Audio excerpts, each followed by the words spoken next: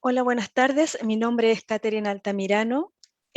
Actualmente trabajo en JRI, soy especialista del área hidráulica y agradezco la invitación para presentar nuestro tema. Nuestro tema se titula Sistemas de bombeo, niveles de drenaje y se refiere específicamente a la minería subterránea. Bueno, en el objetivo básicamente es presentar la problemática que surge al considerar la integración de equipos de bombeo en los puntos bajos de los cráteres para el manejo de aguas al interior de las nuevas minas de la zona central de Chile. Ya específicamente en este caso estamos tratando las minas de Teniente, División Teniente, de Codelco. Y que no poseen descarga gravitacional al exterior, ya que esa es la problemática que está surgiendo ahora últimamente, que hay algunos sistemas de drenaje que ahora no poseen ya las descargas naturales. Este problema también se acrecenta con el aumento del flujo de las aguas que descargan desde el terreno natural sobre el cráter y por el crecimiento de la explotación minera, aparte también de la influencia del cambio climático que se ha visto aumentado en los últimos años. Acá tengo un esquema para describir cómo opera cada una de estas minas subterráneas a través de sus distintos niveles y cómo llegan al nivel de drenaje estas aguas desde la superficie. Como podemos ver en esta figura, tenemos la cordillera de los Andes y el cráter Teniente con los distintos niveles y minas en donde están ubicadas. ¿Ya? Acá se puede ver Recursos Norte, Andesita, que es proyecto, Diamante, que es proyecto, y Andes Norte, que está en el nivel más profundo en construcción. Para poder explicar el tema, las aguas vienen desde la superficie e ingresan a cada una de estas minas a través del nivel de hundimiento. ¿Ya?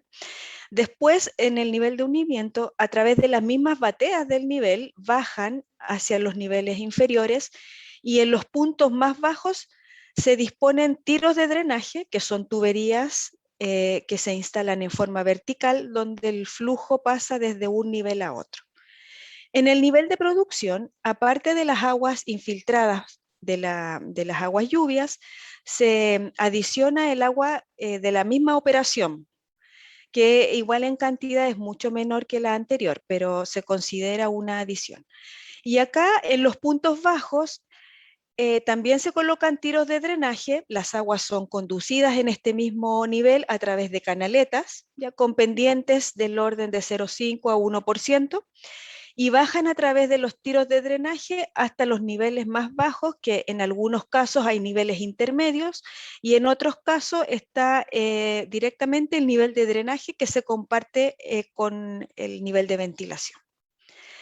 Como podemos observar en esta figura, el punto más bajo del nivel de drenaje se ubica en la estación, donde hay desarenadores, y en algunos casos, si es que existe una salida gravitacional, es decir, que este punto sea superior a una salida exterior de la mina, se puede conducir sin problema a través de canaletas.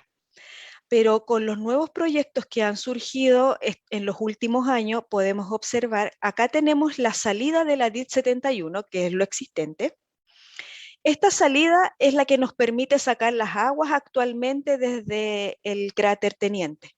Por lo tanto, todas las minas actuales, si se pueden observar, están en una cota superior a esta salida, por lo tanto, operan gravitacionalmente. Los proyectos que ahora tenemos en desarrollo están bajo la cota de la DIT 71. Por lo tanto, necesariamente necesitamos impulsar esa agua hasta este nivel superior y poder extraerla al exterior. Esa es la problemática que ha surgido con estos nuevos proyectos debido a que la salida que tenemos natural del acceso túnel ADIT 71 ahora está en una cota superior a los nuevos proyectos. El caso de Andes Norte es diferente, ya que Andes Norte tiene una salida por el nivel inferior hacia el exterior, entonces se trata de otra manera, ¿ya? Los ejemplos que vamos a tomar son de los proyectos Andesita y Diamante básicamente. Y acá se muestra un esquema de lo que ya les había indicado, de que las aguas bajan a través de tiros desde los niveles superiores a los inferiores. Las referencias que nosotros tomamos para este análisis son proyectos que ha hecho JRI durante el periodo 2015-2019. Pusimos algunos proyectos de referencia de Andina para poder ejemplificar también algunos puntos de operación. Y como les mencioné anteriormente, tenemos la ingeniería básica del proyecto Diamante, ahora también desarrollado por JRI en ingeniería de detalle, el estudio de factibilidad del proyecto Andesita, y adicional a lo anterior, tenemos un análisis de riesgo de inundación que fue desarrollado por el profesor Ramón Fuentes el año 2019. Vamos a presentar ahora un punto muy importante que tiene que ver con el flujo de diseño de estos sistemas y tiene que ver con toda el agua que llega al cráter, en este caso de Teniente. Uno de los aspectos más importantes para la determinación de este flujo lo involucra el área aportante. Ya en el caso de Teniente, el crecimiento de la explotación minera, el ritmo de extracción y el área del footprint tienen como consecuencia que el área hidrográfica afectada por el hundimiento siga creciendo, ya abarcando diversas quebradas. ¿A qué se refiere? Aquí tenemos un esquema, unas gráficas que ejemplifican el proyecto Andesita. Se muestra primero el cráter en el inicio y luego el cráter en el final, que vendría siendo la línea roja. Por lo tanto, a lo que se refiere el área aportante que va creciendo a través del tiempo es que a medida que va aumentando el cráter, vamos tomando aguas que a lo mejor no se estaban considerando desde un inicio, desde quebrada o desde escurrimientos naturales. En el caso de Andesita, las áreas aportantes vienen dadas del sector nororiente, perdón, porque por el noreste tenemos un saneamiento existente, ¿ya? Que son unos tiros que infiltran las aguas actualmente por este sector. Entonces no se considera aporte por esta zona, pero por la zona noroeste está la quebrada Teniente. Entonces ahí sí tenemos que considerar ese flujo importante que llega al cráter. Y por otro lado tenemos el lado este, que a medida que va creciendo el cráter, va tomando, como les mencioné anteriormente, nuevas quebradas o nuevos flujos que pueden ir entrando a nuestro hundimiento, ¿verdad? Y por el lado sur y suroeste tenemos ya el cráter existente, por lo tanto esto está ya a un nivel más bajo y el agua que llega en ese sector se encarga este propio cráter ya de desviarla. Por lo tanto, a eso se refiere el concepto de área aportante, son las aguas que podrían llegar naturalmente hacia el interior del cráter, en este caso el nivel de hundimiento. Otro aspecto importante también que considerar para la determinación del flujo de diseño es el cambio climático. Si podemos ver acá, tenemos dos gráficas con tendencias de aumento de temperatura a través de los años y esto ha ido subiendo en forma progresiva durante las últimas décadas. Ya, lo que produce el efecto del cambio climático es una serie de derivadas que se van a ver a continuación. Entre una de ellas es el cambio en la línea de nieves. ¿Ya? ¿A qué se refiere el cambio de línea de nieve? Esta es una modificación de la altura producto del cambio climático, valga la redundancia, subiendo el promedio en más de 500 metros en la zona central sur con tendencia a seguir aumentando. Si vemos aquí el esquema, podemos ver la cordillera, ¿verdad? Y esta línea que dice isoterma es la que va subiendo. Entonces, antes donde nosotros teníamos precipitación con nieve, ahora pasa a ser precipitación de tipo líquida, con lluvia. Lo que provoca esto es que hay un aumento en la intensidad de la precipitación en periodos más cortos de tiempo y se acelera la escorrentía, ¿verdad? Se acelera porque estamos teniendo una disminución de la precipitación sólida y se transforma en líquida.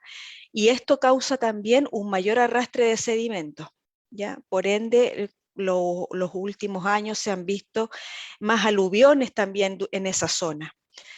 Y esto produce el consiguiente aumento de caudal que nosotros debemos considerar para nuestros diseños. Otro aspecto también muy importante para nuestros diseños y para considerar el flujo es el periodo de retorno. El periodo de retorno, como definición, para cualquier evento, en este caso estamos hablando de lluvias torrenciales, se define como el lapso o número de años que en promedio se cree que será igualado o excedido el evento. ¿Ya? Es la frecuencia con la cual se produce. En todos los proyectos que hemos revisado últimamente, nos hemos dado cuenta que el periodo de retorno considerado para los diseños de las obras de drenaje ha sido de 20 años. Pero también debemos considerar que todos los proyectos y todo lo que se ha instalado tiende a lo gravitacional. Los sistemas ahora salen gravitacionalmente porque tienen la salida y la posibilidad de hacerlo. Este valor nosotros lo consideramos que es insuficiente para obras de grandes envergaduras. Y si se toma en cuenta que el drenaje en algunos casos tiende al sistema de bombeo, como lo mencioné anteriormente en el caso de andesita y diamante, se vuelve una variable muy riesgosa y muy vulnerable, ya que el sistema de bombeo no solo depende de equipos mecánicos, sino que también de disponibilidad de energía eléctrica. Por lo tanto, creemos que el periodo de retorno para poder determinar el caudal de diseño debería ser mayor para este tipo de obras. Acá tengo un ejemplo de una figura donde tengo el periodo de retorno y la vida útil de diseño de un proyecto. ¿Ya? En este caso, si consideramos que la vida útil de diseño de los proyectos es aproximadamente de 20 años, y estamos considerando actualmente periodos de retorno de 20 años, lo que indica esta gráfica es que hay un 60%, existe un 60% de riesgo de que el flujo que estamos considerando para un periodo de retorno de 20 años sea mayor. ¿Ya? Es decir, que nuestro sistema de bombeo quede corto. Un 60% de probabilidad de riesgo es muy alto para este tipo de sistema. Por lo tanto, nosotros lo que proponemos es subir este criterio a un periodo de retorno de 100 años para bajar este riesgo a valores menores al 20% de que exceda este flujo de diseño, ya, lo cual ya es un valor más razonable para este tipo de sistemas de bombeo. Con todo lo anterior, hablando del flujo de diseño y hablando de que cada vez se profundiza más los niveles de altura que hay entre el exterior y el nivel de drenaje como TDH, la combinación entre TDH y caudal ahora nos lleva a cuál es el equipo de impulsión que elegimos. Y para esto voy a dar el pase a mi colega Valentina, donde va a empezar a describir los tipos de equipos de bombeo que se han proyectado para nuestros diseños. Muchas gracias. Bueno, buenas tardes. Yo soy Valentina Andrade, soy ingeniera hidráulica del área de JRI.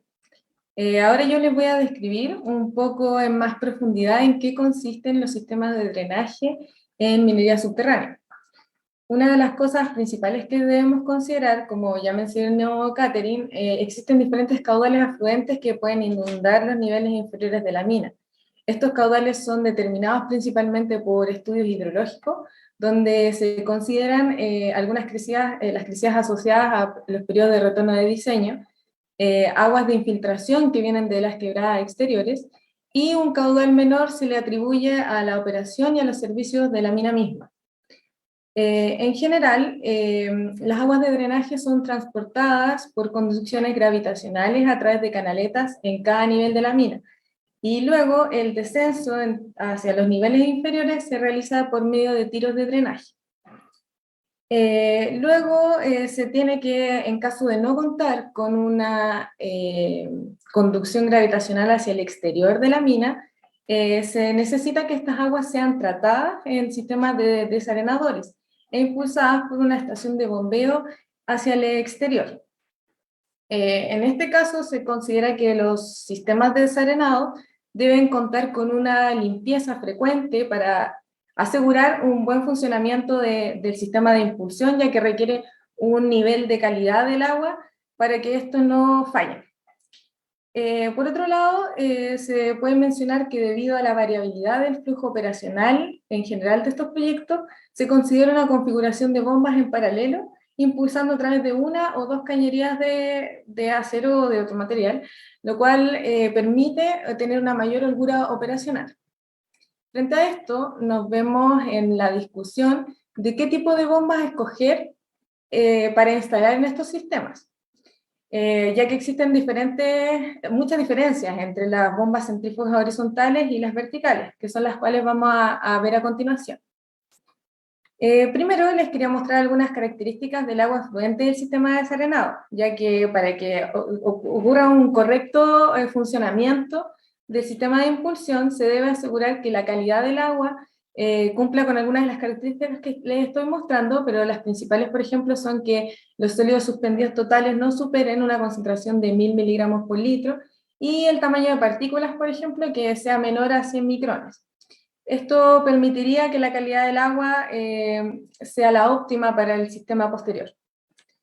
En esta imagen les muestro el layout de los sistemas de bombeo. Hago la comparativa entre las bombas verticales y las bombas horizontales. Estos esquemas son en planta. Acá destaco la centina, que es donde llega el agua ya con la calidad que les mencioné anteriormente, con esas características. Estas son bombas verticales, las cuales se encuentran sumergidas. Y acá les muestro, para hacerse una idea, la longitud que ocupa. Estas son 4 bombas, la longitud que ocupa serían 11,5 metros aproximadamente, y en el ancho son 5,8. Por el lado de las bombas horizontales, tenemos acá que esta es la centina, también donde se recibe el agua que viene del sistema de desarenado. Destaco acá las bombas, esto está en planta, estas son las bombas horizontales, el manifold, y muestro también las dimensiones, aproximadamente 14,5 metros en longitud y 9,3 metros en ancho. Para continuar con la idea del layout, acá les muestro una imagen de la bomba vertical. Esta es la parte de la centina, este es un perfil. La parte de la centina está la parte que se encuentra sumergida, y acá les muestro la altura que necesita aproximadamente la bomba para instalarla en la caverna. Y por otro lado, acá están las bombas horizontales, donde se ve que se necesitan 7,2 metros versus 9,2 de la vertical. Acá también les muestro, bueno, esto es una maqueta 3D de unos diseños que estuvimos trabajando. Básicamente es para que se hagan una idea de la disposición de estos sistemas. En primera instancia, estos son los sistemas de desarenado. Esta es la centina que les mostraba anteriormente. Acá están las bombas verticales sumergidas en la centina, el manifold, y luego las cañerías por donde se impulsa el agua hacia el exterior. Y acá están las horizontales, lo mismo, el sistema de desarenado, son 3 en este caso. El agua luego pasa a la centina, donde las bombas horizontales tienen una succión, luego van al manifold, y del manifold al exterior a través de las cañerías. En esta tabla les muestro un resumen que realizamos de la disponibilidad de equipos de bombeo en el mercado, de acuerdo a los requerimientos hidráulicos. Básicamente acá les muestro un resumen de algunos de los diseños que hemos realizado con Andina, con Teniente, donde se puede ver que la disponibilidad de bombas horizontales es bastante menor en función del punto de operación requerido. La verdad es que estos puntos son bastante exigentes. Se busca un TDH bastante alto, con un caudal por bomba también muy alto. Por ejemplo, en el caso de Andina tenemos 260 metros columna de agua con un caudal de 67 litros por segundo. En este caso, por ejemplo, no encontramos bombas horizontales que cumplieran con este punto de operación, y en cambio en las bombas verticales sí encontramos una mayor disponibilidad. En los otros casos, sí encontramos bombas horizontales. Por ejemplo, en el caso de Andesita, en una primera instancia se diseñó con 4 bombas centrífugas horizontales. Se encontraron 2 que cumplían con este punto, que corresponde a 94 metros columna de agua con 173 litros por segundo. Sin embargo, habían muchas más opciones de bombas verticales. Así que, bueno, la conclusión es que en el mercado, para este tipo de sistemas y los puntos de operación que son bastante exigentes, se encuentra mucho más disponibilidad en las bombas verticales. Ahora les voy a hablar un poco de una comparativa directa entre las bombas centrífugas horizontales y las verticales. Las principales ventajas de las horizontales es que tienen una mayor facilidad de mantención de sus componentes y reparaciones. En general son más comunes en los sistemas que se ocupan en minería.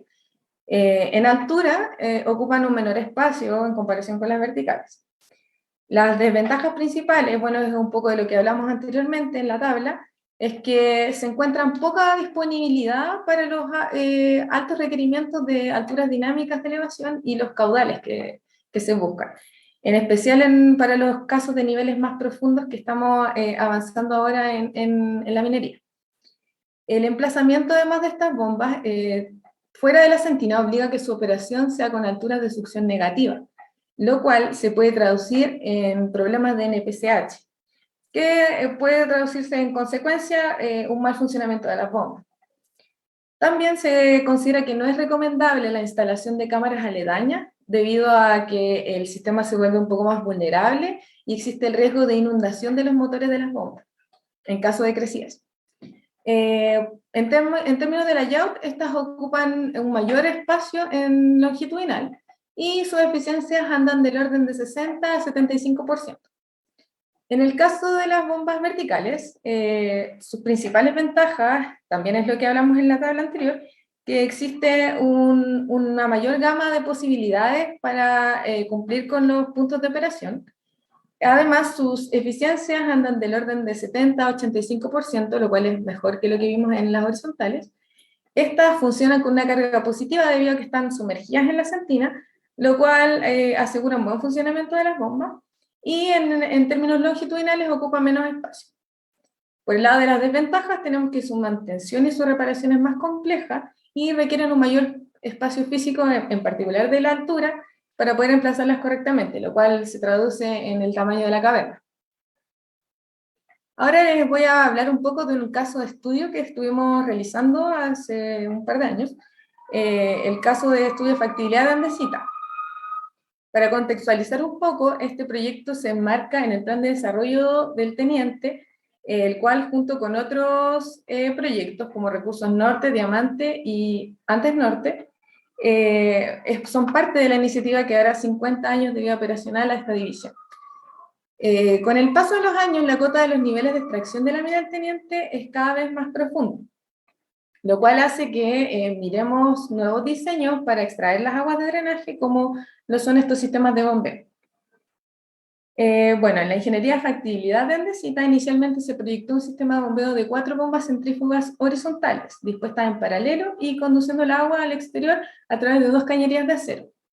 Por medio de un estudio comparativo donde se realizaron diferentes análisis de distintos diseños realizados en la ingeniería, se consideró también el sistema de drenaje propiamente tal, donde se hizo la directa comparación entre las bombas verticales y las horizontales.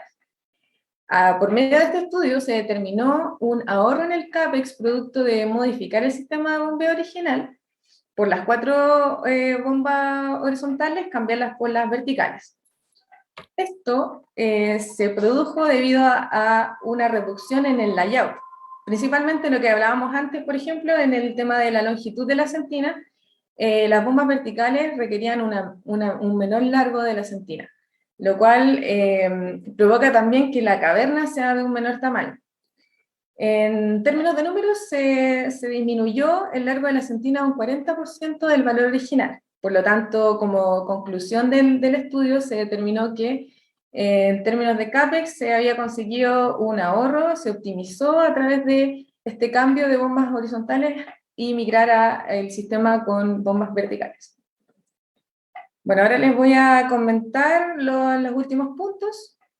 Para concluir, recomendamos que los futuros estudios hidrológicos incluyan una cuantificación del efecto del cambio climático, lo que espera traiga consigo un aumento en la intensidad de las precipitaciones extremas, lo cual, como ya mencionó Catherine, produce un aumento en el caudal, lo que se puede estimar aproximadamente en un 15%. La problemática del manejo de agua al interior mina es cada vez más complejo, ya que no pueden utilizar, de acuerdo al juicio de JRI, no se pueden utilizar los mismos criterios que antes. Por ejemplo, la definición de 20 años de periodo de retorno. De acuerdo a los estudios y proyectos realizados en minería subterránea, Los sistemas de bombeo compuestos por bombas verticales presentan ventajas operativas frente a las centrífugas horizontales. Además, como vimos en el caso estudio, esto puede impactar positivamente en el costo de inversión de los proyectos. Y por último, de acuerdo a lo anterior, se hace necesario evaluar con mayor detenimiento estas definiciones, ya que nos enfrentamos a un desafío cada vez más complejo para evacuar estas aguas que llegan desde el exterior y las aguas propias de la operación minera, ya que estos sistemas cada vez están a una mayor profundidad y expuestos a condiciones ambientales más adversas. Eso, muchas gracias por su atención.